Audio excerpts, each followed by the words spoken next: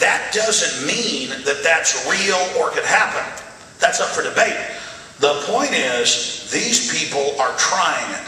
And that's how we're already watching 5-6 hours of TV a day.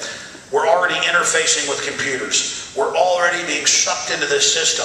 I've seen studies showing the average vocabulary of a high school student has been reduced by more than 30%. They can't even communicate with each other.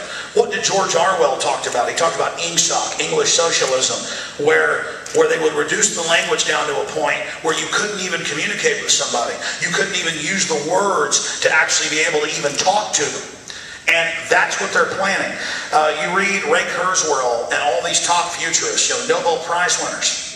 They openly talk about, we will have world government by 2025, and we will exterminate the majority of the population.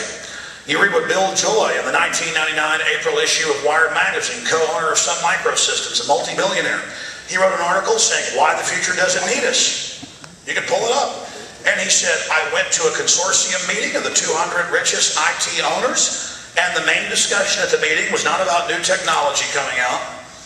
The biggest part of the meeting was deciding, do we give people sports and entertainment?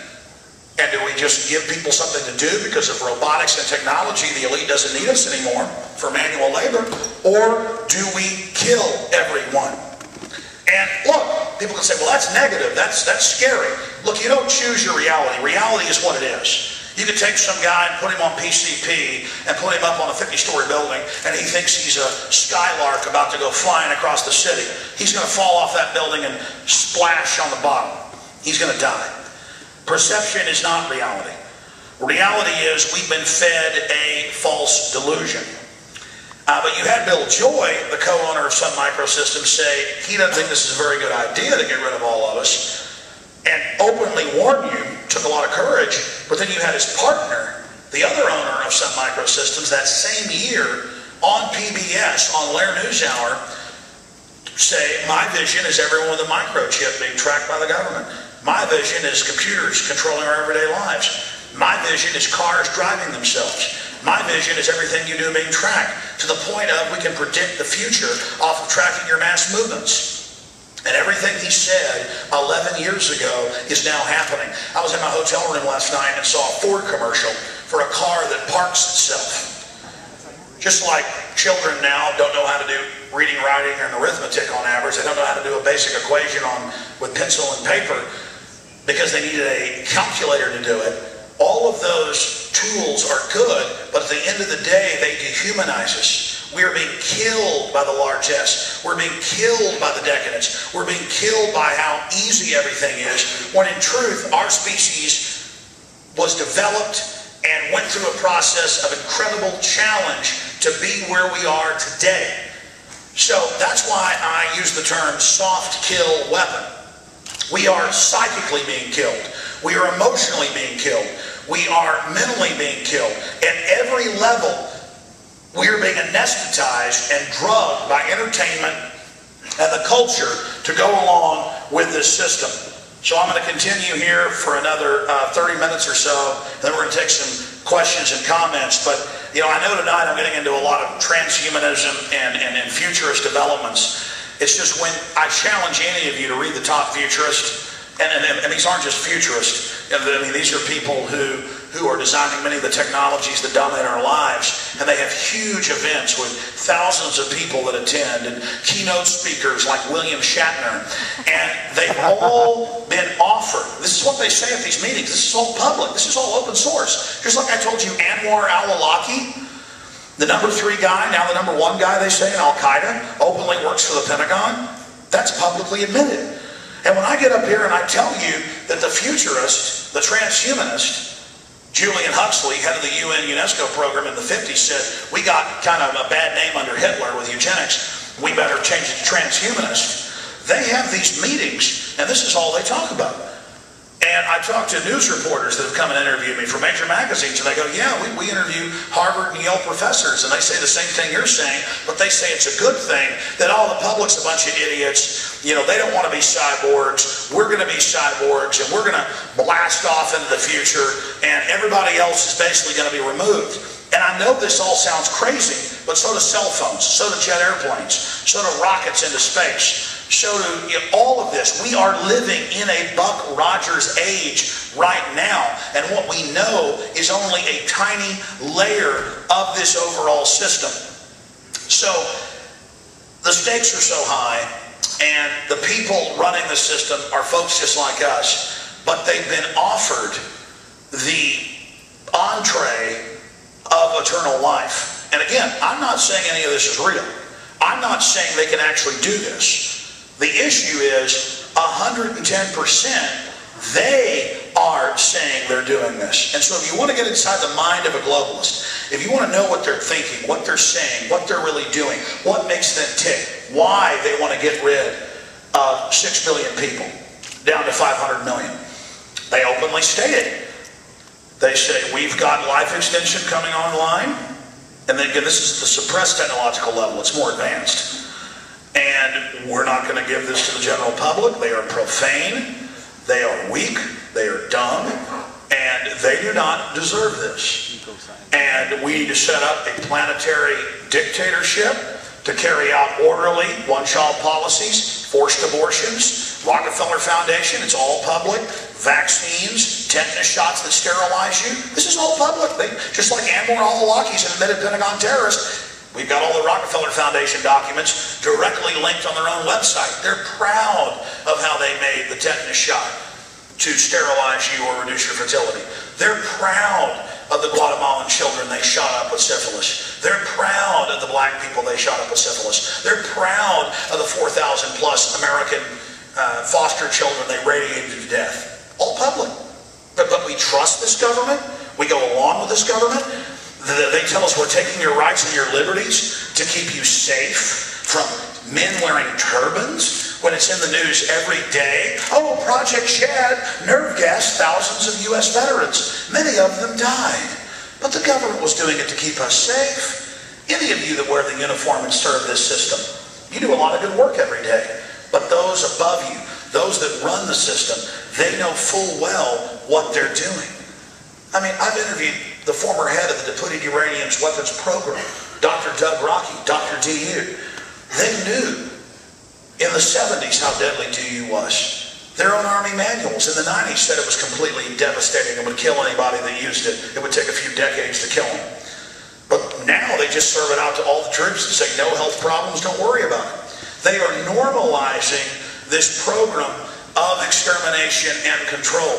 They are doing this out in the open. They're admitting, yeah, we ship in the drugs. Yeah, we run the terrorists. Yeah, we stage terror attacks. Yeah, we're poisoning your food and water. And we're sorry, like Hillary Clinton said 2 weeks ago with the syphilis. We're sorry. They're only sorry they got caught.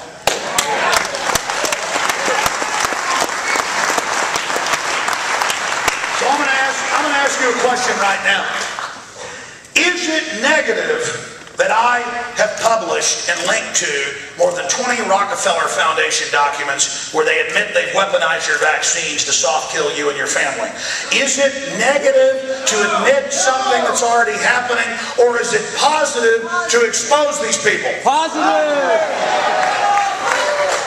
If I was to fall off this stage and get a compound fracture and break my leg, would it be positive, like all these faith healer preachers say, to just say my leg's healed?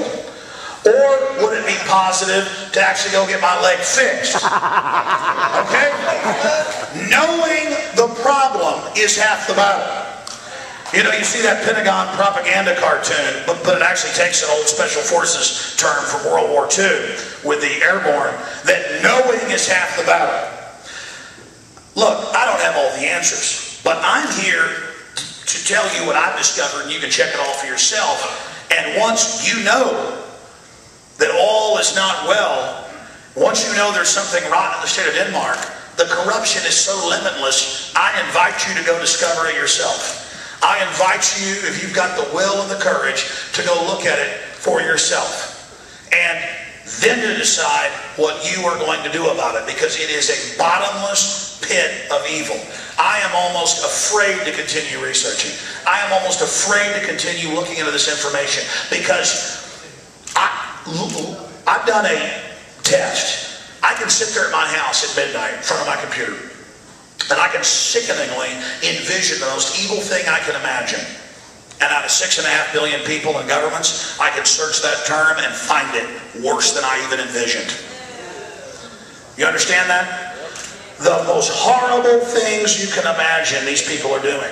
And they've only been able to get away with it because good people that want to help the old lady next door, who want to do good in business, who want to be fair, who enjoy being wholesome, we're seen as weak and stupid by these controllers. We're seen as chumps, as schmucks, to be controlled by them. And it's time that good people realize just how bad some people are and get wise to it and take these people down. We can do it together. Yeah!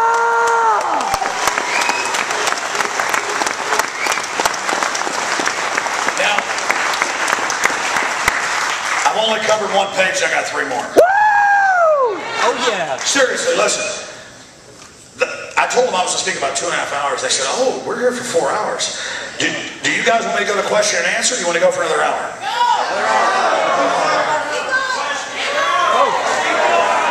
Keep going. I think I hear about 790 keep going, about 10 go to questions. I tell you what, we'll make a compromise here. I will go for 30 more minutes, and then I'll take about 30 minutes of questions. How's that sound? Maybe an hour. Maybe an hour. Look, you've all got to ask yourself the question. A lot of you have done your own research. A lot of people listen to my show. They take my challenge to check stuff out. They think I'm a kook. Then they go to the research and they go, "Oh my goodness, this guy wasn't joking around." The costs are so high that I just want to, before I get into this other information, I want to do what I've been doing all night. I want to challenge you again to realize just how special and important every single human life is, and just how beautiful and wonderful each individual is. From birth, we are set in front of televisions in our crap-filled diapers to basically be dumbed down and to be put into a state of fear and to be taught how worthless we are. Why do you think the social engineers teach you you're worthless? Because they know the truth. They're scared of you. A lot of people think of themselves as this little measly person who's powerless. But your soul, your intellect is powerful. And a good person compared to evil, an evil person is like a chicken-necked, 1-foot-tall, wart-covered goblin compared to a 10,000-foot bronze giant. Right. And it's time for people to understand that. And to really ask yourselves, in this limited short life we have, in this amazing blessing that is consciousness, are we going to be active participants engaging corruption? And that's what's so wonderful when I do have events like this, to actually have a chance to interface with all of you. I mean, I can feel the energy, I can feel the love, I can feel the liberty, and I can sense and feel people who aren't cowards and who are not afraid to face the facts. People that don't lie to themselves. People who are not delusional. People who don't sit there like so much of the public and think they can make their own reality and buy into whatever snake oil they want. It is so good to be here with you tonight.